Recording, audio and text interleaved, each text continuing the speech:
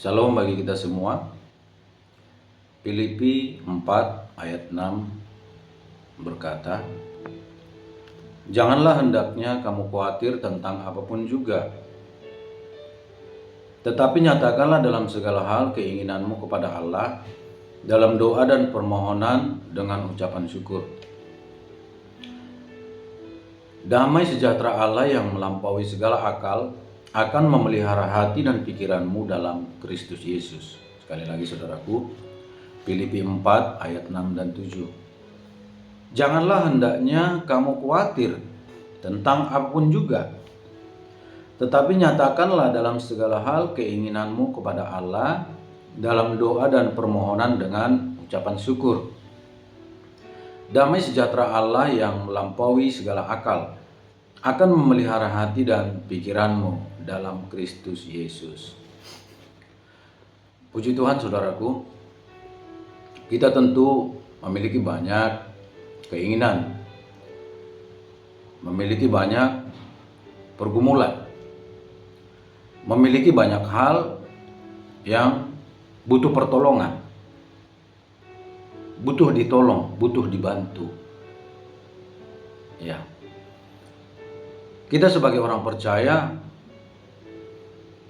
tentu hal terbaik yang bisa kita lakukan adalah pertama-tama kita menghadap Sang Pencipta yang kita percayai, menghadap Tuhan,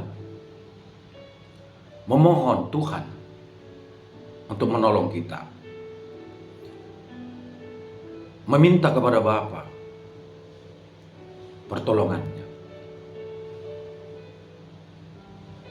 Ketika kita khawatir tentang suatu persoalan, tentang suatu masalah, hal terbaik yang boleh kita lakukan adalah berdoa.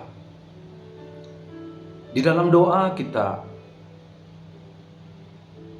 bersyukur, kita mengakui kemampuan Tuhan, kita mengakui kebaikannya, sambil kita mohon pengudusan, mohon pengampunan kepada Tuhan. Mungkin ada motivasi yang salah, atau mungkin keinginan kita salah, atau mungkin rencana kita salah, atau apapun. Karena ketika kita menghadap Tuhan, hal yang sangat penting harus kita lakukan adalah pengudusan diri kita.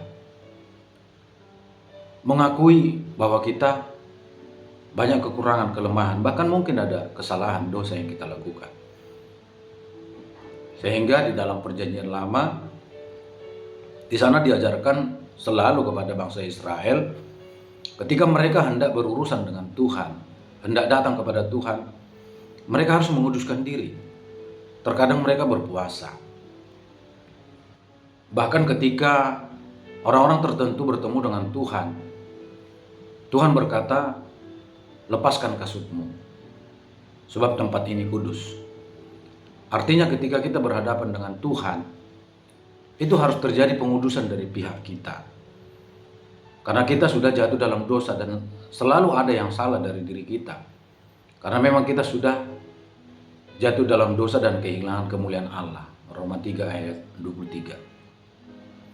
Oleh sebab itu ketika kita hendak datang kepada Tuhan, lakukan pertama sekali adalah pengudusan. Ya, kita merenungkan betapa kita banyak kekurangan, kelemahan, dan mohon penyucian, mohon pengampunan dari Tuhan, pengudusan dari Tuhan. Minta darahnya menyucikan, menguduskan kita, hati pikiran kita, motivasi kita. Bahkan meminta kepadanya supaya permohonan kita itu benar, keinginan kita itu tidak salah. Sehingga Tuhan bisa menjawab sesuai dengan keinginan kita, sesuai keinginan kita. Dalam kitab Mazmur dikatakan Tuhan mengabulkan apa yang kau inginkan. Tentu keinginan kita harus sejalan dengan kehendak Allah, tidak menyimpang dari kehendak Tuhan. Tuhan akan mengabulkan menurut waktunya yang terbaik. Kita meminta, kita bermohon, dan biar dia menjawab sesuai waktunya. Sebab waktu Tuhan adalah yang terbaik, waktu Tuhan yang terbaik. Mungkin kita ingin segera ditolong, tetapi Tuhan yang lebih tahu. Dan pertolongan Tuhan itu itu harus membawa kemuliaan yang besar bagi dia. Membawa kemuliaan yang besar bagi dia. Seperti ketika Yesus datang untuk membangkitkan Lazarus. Sebelum Lazarus mati, itu pesan sudah datang kepada Yesus supaya Yesus datang menyembuhkan Lazarus ketika dia masih sakit keras, belum meninggal. Tetapi Yesus sengaja menunda supaya mujizat itu lebih besar dan kemuliaan bagi Allah itu melimpah. Ya.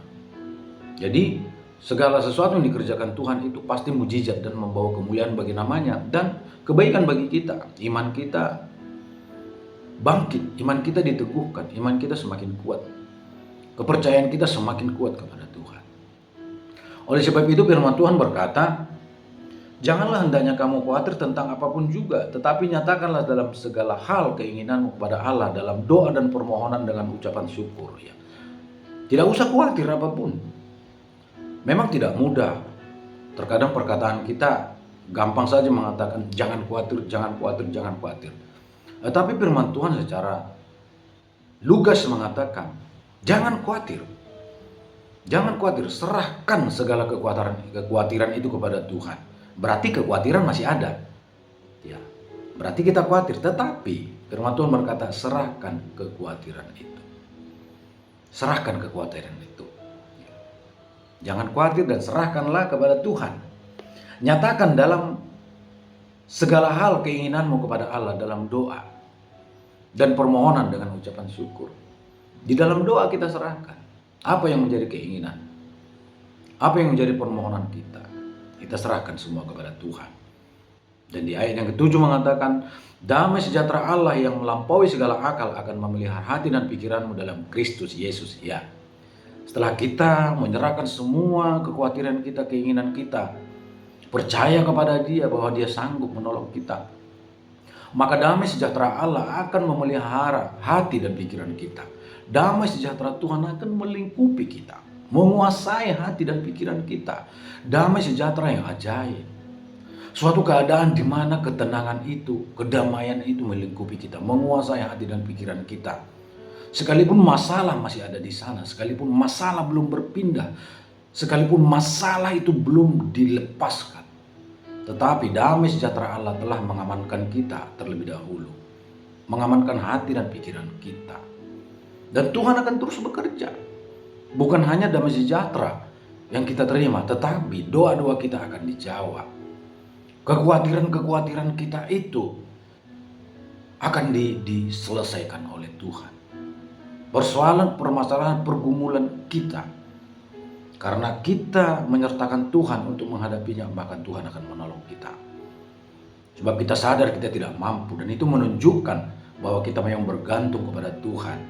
Menunjukkan bahwa kita merendahkan diri di hadapan Tuhan, dan tanpa Tuhan kita tidak mampu. Dan ketika kita berlutut, maka Tuhan akan turun tangan. Ketika kita berlutut memohon kepada Tuhan, menyembah, berharap, berserah kepada Tuhan, Tuhan akan bertindak. Dan damai sejahtera Allah itu akan menguasai hati dan pikiran kita. Dan kita menunggu. Bahkan terkadang kita diam. Dalam Ulangan 14 ayat 14 mengatakan, Ulangan atau Keluaran? Keluaran 14 ayat 14 ya. Coba kita lihat.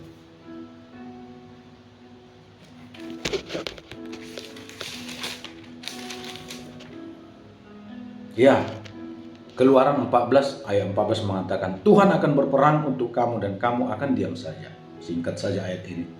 Keluaran 14 ayat 14. Tuhan akan berperang untuk kamu dan kamu akan diam saja.